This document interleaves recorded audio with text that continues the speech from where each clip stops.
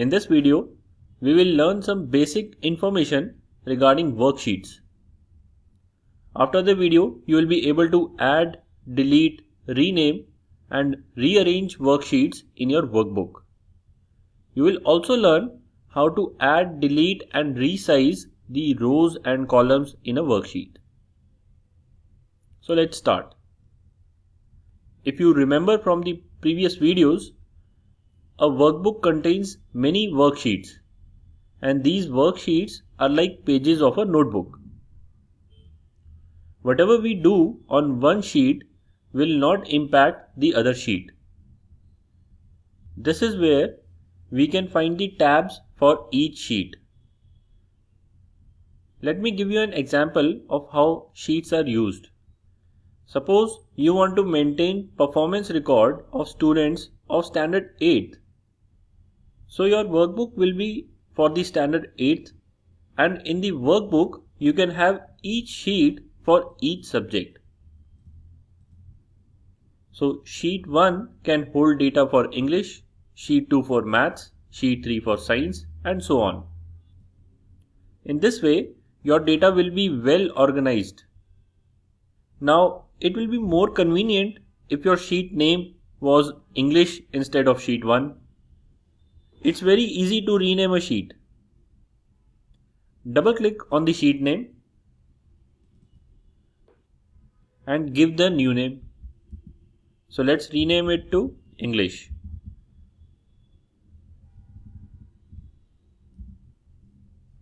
Similarly, let's rename sheet 2 to maths and sheet 3 to science.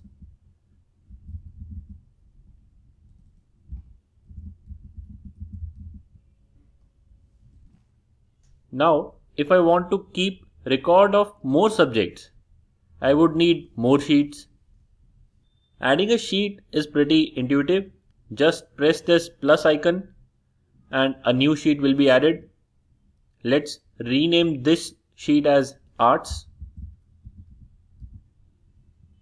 If you have accidentally added too many sheets, or if any of your sheet contains only junk data, you can delete that sheet by right-clicking on the sheet name and selecting the delete option.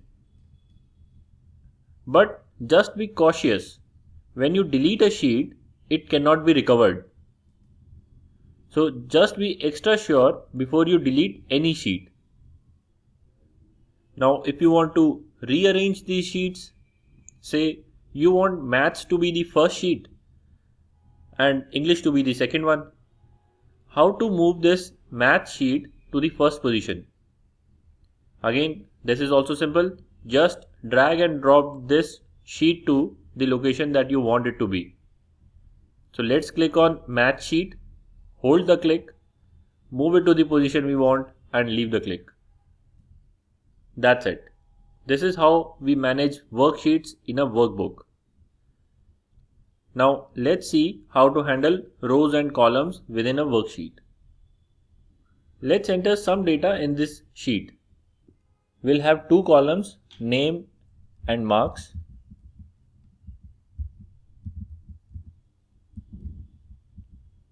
We'll input sample names A, B, D for student names, and we'll input sample marks 80, 82, 85. If you want to add more students, you can add them below this fourth row. But if you want to add data between these existing rows, say you want to add a student C between student B and D. For this, I need to insert a row between B and D. To insert a row, we right click on the number 4 of this row 4 and select the insert option. Notice that a new blank row is inserted at the 4th place, and the row which was earlier at the 4th position now becomes the 5th row. And now we can enter the student C data also. So C student scored 75 marks. Same goes with columns. If I want to insert a column named roll number in the beginning of this table, I need to insert a blank column in the first position. So I right click on this first column and select the insert option. Notice that again a blank column comes exactly at the position where you asked to insert the blank column. The column which was originally at position A now is at position B. Basically, all the columns have shifted to the right.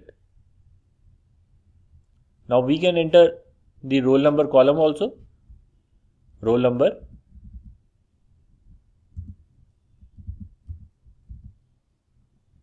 and below it we will enter values 1, 2, 3, 4.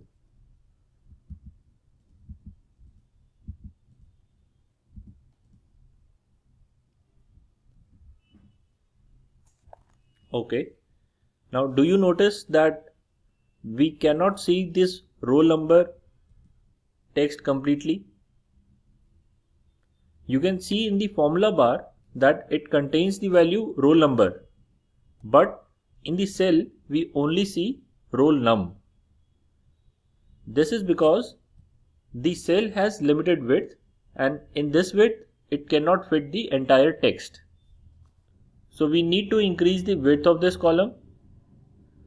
To do this, go to the right edge of this column A. When you hover your mouse over this border, you see that the mouse icon changes. Now click and hold the mouse. You will see a thin line highlighting the column border. Now if you move your mouse, you will see this line moving. Leave the click when you think that the width is appropriate. There we have it. We can see the complete roll number text now. However, when we do it manually, we sometimes give extra space or less space at the end. Excel can help us here. If you go again to the right border of this column and hover your mouse over it, you can see the mouse changing. In this position, we can double click on this border. Excel will automatically set the column width to the width required to display the complete text in all the cells of that column. You can see that Excel has set the width so that roll number text is now visible to us. Just as we are resizing columns with the right border, we can resize the rows with the bottom border. Let's increase the height of this first row.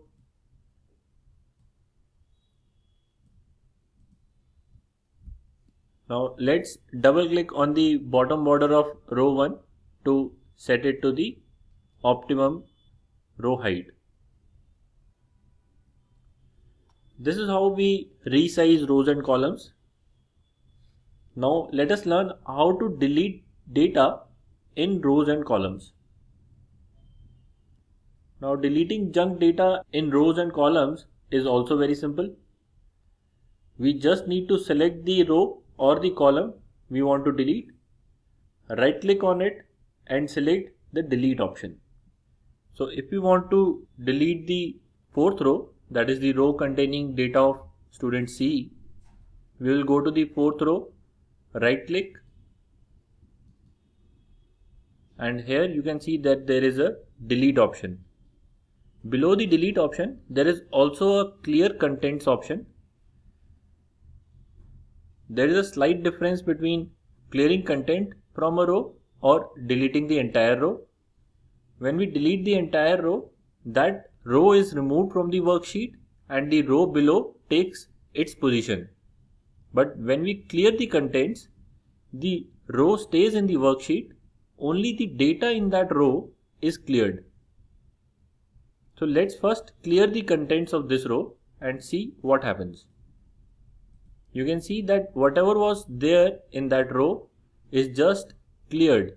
It is just removed, but the row stays. But if we delete this row by again going and right clicking and clicking on delete, you can see that that entire row is removed from the worksheet. Similarly, we can delete columns. We will delete this roll number column, and there you see that we have deleted the roll number column. The next thing we are going to discuss is the option of zooming in and zooming out.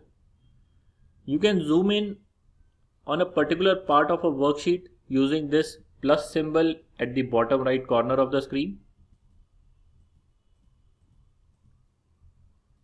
When you click this plus icon, a particular part of the worksheet will look bigger and will be more visible. When you have zoomed in, a lot of data will move out of the visible screen. To look at this data, you can use these scroll bars on the right and on the bottom. Similarly, if you want to zoom out, you can use this minus sign. This will make a larger part of the worksheet visible to you. You can also use this slide bar for zooming in and zooming out. So this is how we zoom in and zoom out from a particular part of a worksheet. Last thing we are going to cover in this lecture is the hiding and unhiding functionality. Often we keep extra data in rows and columns or even worksheets. This data may not be useless. The data may have been used for calculations and we may not want to show these calculations, or the data may not be relevant to the person to whom we are showing our worksheet. For example, we may have an additional column of marks here containing midterm marks. Let's enter this sample data quickly. We will insert a column before this column B, and this will contain midterm marks.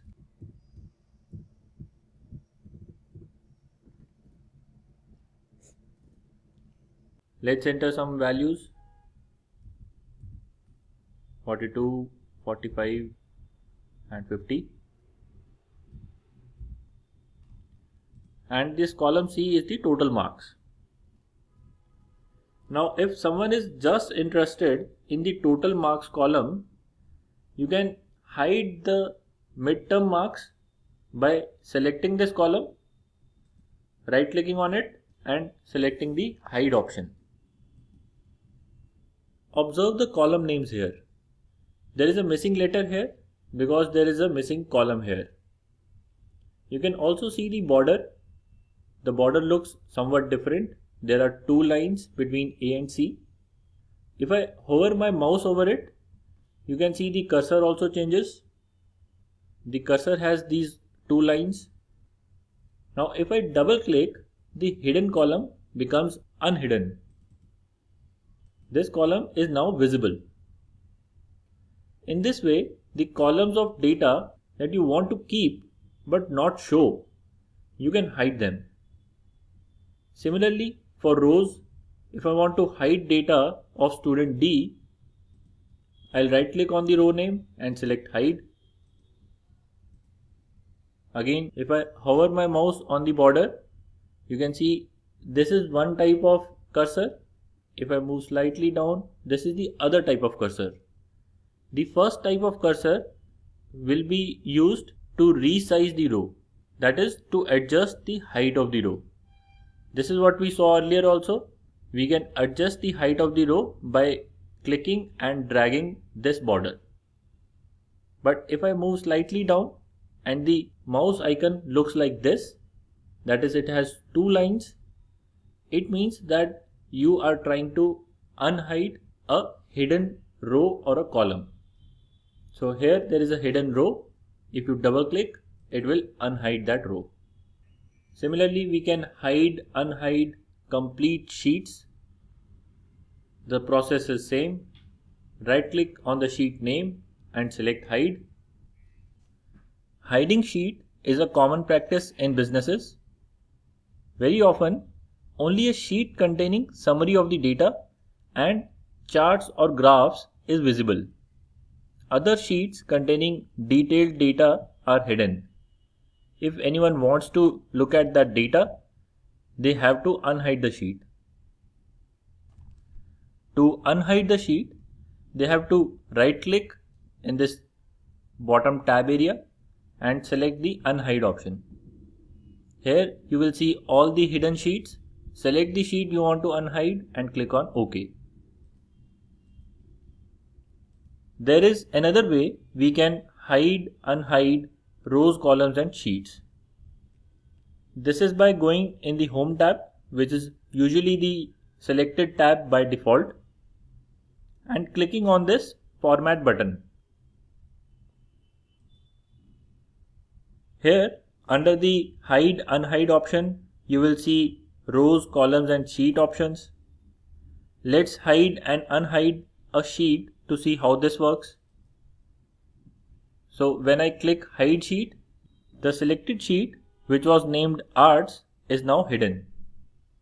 Now if I want to unhide the sheet, I will go to Format, Hide, Unhide Sheets. Now select the sheet you want to unhide, click on OK. This sheet is back. With this, we have covered a lot in this video lecture. We learned how to handle worksheets, and after that we covered how to handle rows and columns within a worksheet. That's all in this video. See you in the next one.